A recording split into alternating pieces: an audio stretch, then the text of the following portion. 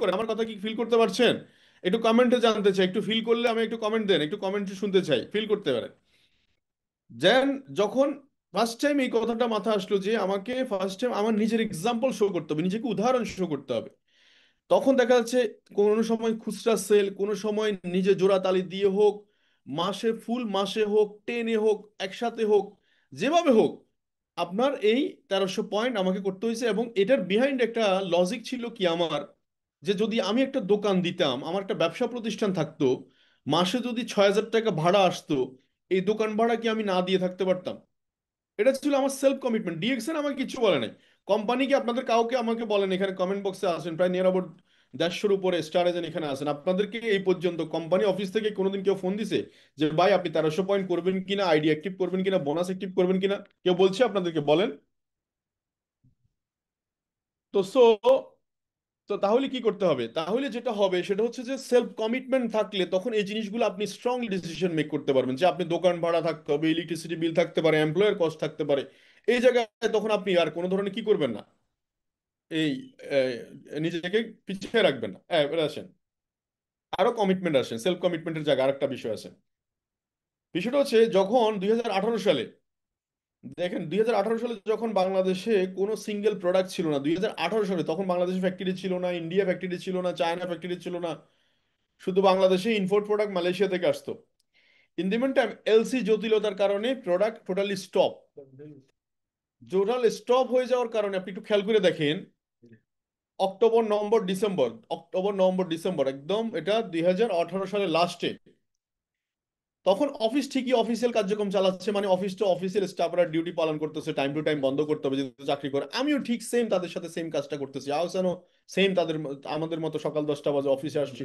আমরা অফিসে এসে কি করতাম, আমরা ডিস্ট্রিবিউটরদের সাথে কাউন্সিলিং করতাম, এবং তাদের সাথে আমরা অফার করতাম যে আপনি দুবাই কারা আছে, সিঙ্গাপুর কারা আছে, মালয়েশিয়া কারা আছে, আপনি সেখানে একটু নক করেন, তাদের সাথে আমাদেরকে কথা বলাই দেন।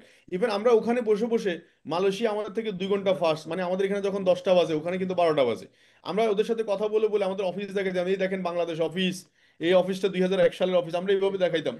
এবং এই কাজটুকু করার কারণে মালয়েশিয়া দেখাচ্ছে টিম তৈরি হলো, সিঙ্গাপুর টিম তৈরি হলো, গালফের টিম তৈরি হলো। তখন 3 মাস আমরা কিন্তু বাংলাদেশে কিন্তু ব্যবসা করতে পারি না, প্রোডাক্ট ছিল না, কিন্তু তখন এত স্টক পয়েন্ট ছিল না। এখন তো আপনি ইন্ডিয়া ফোন করলে পিবি দিয়ে দেয়, আমাদের তো তখন স্টক পয়েন্টে ছিল না। হ্যাঁ, তখন আমাদের কে দেখা যাচ্ছে ওই সেই জায়গার বিজনেস আপনার, ইভেন তো একটা আমাদের একজন ভাই মারা গেছে, হাসিব ভাই, বাড়ি ছিল মাওনা, ওনার রেফারেন্সে একবার কলকাতা বনগাঁতে বনগাঁতে একটা স্টক পয়েন্ট ওপেন করছিলাম আমরা। তখন ওনার কাছে আমরা প্রোডাক্ট টাকা পাঠাইতাম পার্সোনাল পিপি করার জন্য, তখন পাঠাইতাম, যেটা সেটা হচ্ছে ওই টাকার প্রোডাক্ট আমরা নিয়ে আসিনি। কিন্তু দেখেন ওই সময় আমাদের যে সিঙ্গাপুর, মালয়েশিয়া, দুবাই যখন আমরা কাজ শুরু করলাম, আমাদের টিম কিন্তু ওইদিকে এক্সপ্লোর হয়ে গেল, ওইদিকে স্টার এজেন্ট বের হয়ে গেল, ওইদিকে স্টার ডায়মন্ড বের হয়ে গেল। তার মানে একটা সেলফ কমিটমেন্ট, নিজের সাথে কমিটমেন্ট। এবং আমাকে, আমার একটা এক্সিকিউটিভ স্টার ডায়মন্ড আছে, মুজাহিদ ইসলাম রাসেল স্যার, উনি বাইং হাউসের একটা কান্ট্রি ম্যানেজার, উনি আমাকে বললো যে আরমান এক কাজ করেন, প্রোডাক্ট তো নাই এখন, এক কাজ করেন আপনি তো ল প্রফেশনে আছেন, ওইদিকে এঙ্গেজ হয়ে যান। আমি তখন স্যারের একদম মুখের সামনে বললাম, আমি স্যারকে বললাম স্যার দেখেন, আমি যদি প্রোডাক্ট না থাকা অবস্থায় বাংলাদেশে যদি এই বিজনেস করতে পারি, যখন প্রোডাক্ট আসবে তখন আমি কি করবো আপনি বলেন? তখন উনি আমার এই কথা শোনার পরে উনি বললো যে না ঠিক আছে, আপনার ডেডিকেশন ঠিক আছে। এক্স্যাক্টলি সেম, এই জন্য বলছি যে নিড টু সেলফ কমিটমেন্ট, নিজের সাথে কমিটমেন্ট যদি করেন যে আমাকে ডায়মন্ড কোয়ালিফাই থাকতেই হবে, আমি স্টার এজেন্ট কোয়ালিফাই, এটা তো কোনো বিষয় না, আমি মিনিমাম 30,000 পিবি স্টার এজেন্ট হিসাবে আমি 1 লক্ষ টাকা সেল পার মান্থ এনশিওর করবো আমার টিম থেকে। আপনাকে দেখবেন, আপনাকে একমাত্র স্বয়ং সৃষ্টিকর্তা ছাড়া কেউ বাধা হয়ে দাঁড়াতে পারে না আপনার আপনার এই নিয়তের পিছনে। 3 নম্বর হচ্ছে কনস্টেন্সি, ইজ ইজ দ্য কি হবে এখানে।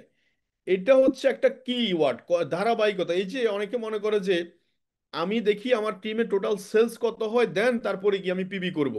আমি বলবো যে আপনি ব্যবসায়িক কনসেপ্টটাই বুঝেন নাই। এই নেটওয়ার্ক ইন্ডাস্ট্রিতে যদি আপনাকে সফল হতে হয় খুব ফাস্টে, তাহলে গর্দানটা আগে নিজেকে কাটতে হয়, মানে নিজের গর্দান আগে কাটতে হয়, নিজেকে দিয়ে শুরু করতে হয়, কোরবানি দিয়ে শুরু করতে